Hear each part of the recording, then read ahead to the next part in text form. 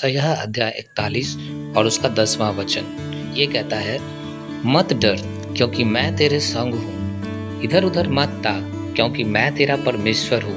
मैं तुझे दृढ़ करूँगा और तेरी सहायता करूँगा, अपने धर्म में दाहिने हाथ से मैं तुझे संभाले रहूँगा। हालेलुया। मेरे प्रिय दोस्तों, बाइबल का वचन परमेश्वर का वचन है। इसमें लिखी हर एक बात आपके लिए, हमारे लिए एक आशीष है। मैं आज आपको उत्साहित करना चाहता हूँ, चाहे आज आप किसी भी परिस्थिति में क्यों ना हो सकता है आज आपके पास एक डर है, डर आपके बिजनेस को बर्बाद हो जाने का। हो सकता है आप अपने जॉब को खोने के डर में हैं, या फिर आपके विवाह को लेकर, आपके पति या पत्नी को लेकर, या फिर अपने बच्चों के लिए आपके मन में कुछ बहुत बड़ा डर है और इस डर ने आपके जीवन को काफ़ी ज़्यादा दुखी बना दिया है, काफ़ी ज़्यादा परेशान कर दिया है। हो सकता है कि आप एक ऐसी परिस्थिति में हैं जहां से आपको बाहर निकलना बिल्कुल ही असंभव लग रहा है और अब आपको डर है कि कहीं यह परिस्थिति आपके जीवन को बर्बाद ना कर डाले। तो मैं आज आपको उत्साहित करना चाहता हूं और मैं चाहता हूं कि आप यशायाह अध्याय 41 और वचन 10 को मनन करें, जिसमें परमेश्वर का वचन कहता है कि मत डर क्योंकि मैं तेरे संग हूँ, इधर उधर मत ताक क्योंकि मैं तेरा परमेश्वर हूँ। हाँ मेरे प्रियो, परमेश्वर आज आपसे कह रहा है कि आपको डरने की जरूरत नहीं है, किसी भी चीज से मत डरो।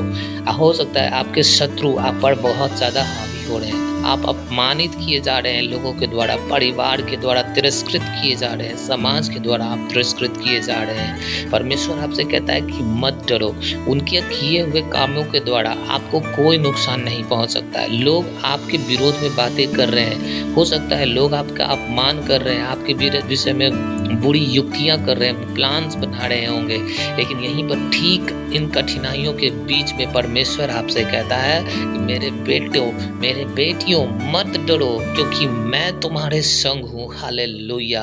आपको पता है यही बात परमेश्वर ने मूसा से कहा था जब मूसा को परमेश्वर मिस्र देश में भेज रहा था इजरायलियों को बाहर निकाल कर लाने के लिए। तो मूसा के सामने भी एक डर था, क्योंकि मिस्र एक छोटा मोटा साम्राज्य नहीं था, मिस्र एक बहुत बड़ा साम्राज्य था। वहाँ पर बहुत सारे सैनिक थे, बहुत बड़ी सेना थी, ट्रेंड सैनिक थे। और राजा के सामने जाकर मूसा को बात करना था कि इजराइलियों को छोड़ दे। मूसा के अंदर भी एक डर था कि वो कैसे जाए उस राजा के सामने, जिसके सामने खड़े होने की हिम्मत लोगों में नहीं होती है। उस फिरौन के सामने मूसा कैसे जाए। दूसरी बात ये थी कि मूसा बोलने में हकलाता था, वह तोतला था और वह सही तरीके से बात नहीं कर पाता था, इसलिए वह डरता था कि वो कैसे फिरौन के पास जाएगा, कैसे इजरायलियों को बाहर निकालेगा, कैसे क्या करेगा, उसको कुछ भी समझ में नहीं आ रहा था। तब परमेश्वर ने मूसा से कहा था कि मूसा मत डरो, मैं तुम्हारे संग हूँ और तुम्हारे जीवन भर कोई भी तुम्हारे सामने खड़ा ना रह सकेगा।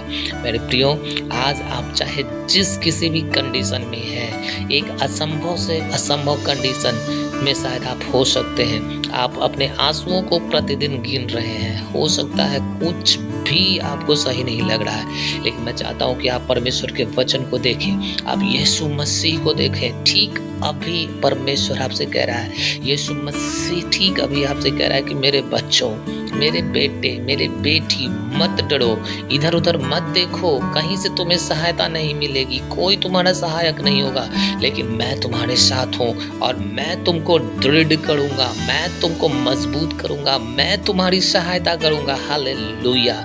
हमारा परमेश्वर कितना अद्भुत परमेश्वर है, हमारा परमेश्वर कितना सुंदर परमेश्वर है। वो ठीक अभी आपकी सिचुएशन को जानता है। हो सकता है आपकी शादी के बहुत दिन हो गए हैं, आपके पास कोई संतान नहीं है, हो सकता है आप बार बार एग्जामिनेशन लिख रहे हैं और अभी तक आप लगातार फेल हो रहे हैं और आप ताने सुनकर आप परेशान हो गए हैं, दुखी हो गए हैं, जीवन के दुखों ने आपको परेशान कर दिया है।